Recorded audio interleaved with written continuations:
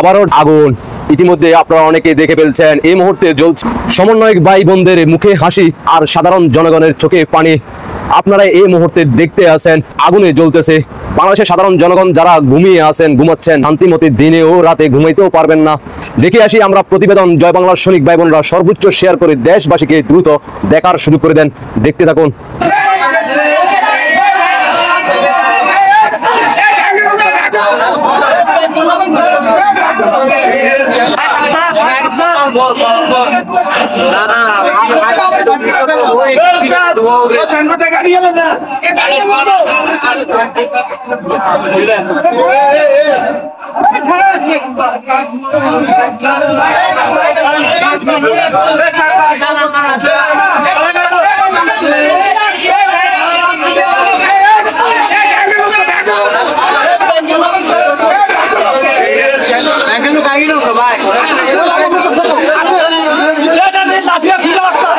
Fire service আগুন নিভানোর চেষ্টা করতেছে।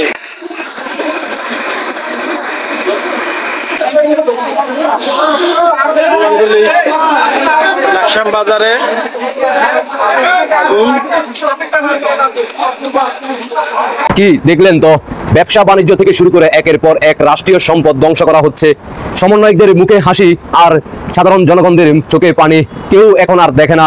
যারা আসমান জমিন কাঁপিয়ে রাজপথে আপনাদেরকে নামিয়ে আনছে তারা আজ ঘুমিয়ে আছে।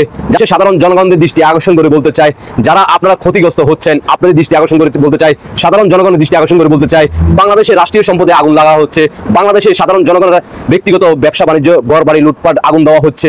তাহলে বাংলাদেশের গ্রামীণ ব্যাংক অফিসগুলো কেন আগুন দেওয়া হচ্ছে না? আপনারা কেন বসে আছেন? সবাই একযোগে বাংলাদেশের প্রত্যেকটা গ্রামীণ অফিসে, শহর এবং গ্রাম পর্যায়ে প্রত্যেকটা অফিসে আগুন ধরিয়ে দেন। তাহলে ডক্টর সুধী ইউনূস এই বাংলাদেশে আর কোনো রাষ্ট্রীয় সম্পদ এবং ব্যক্তিগত সম্পদের উপরে আগুন লাগাবে না। এটা আপনি নিশ্চিত থাকতে পারেন। বুঝতে পারছেন? আপনাদের ব্যক্তিগত মতামত অবশ্যই কমেন্টে জানিয়ে যাবেন। আল্লাহ হাফেজ।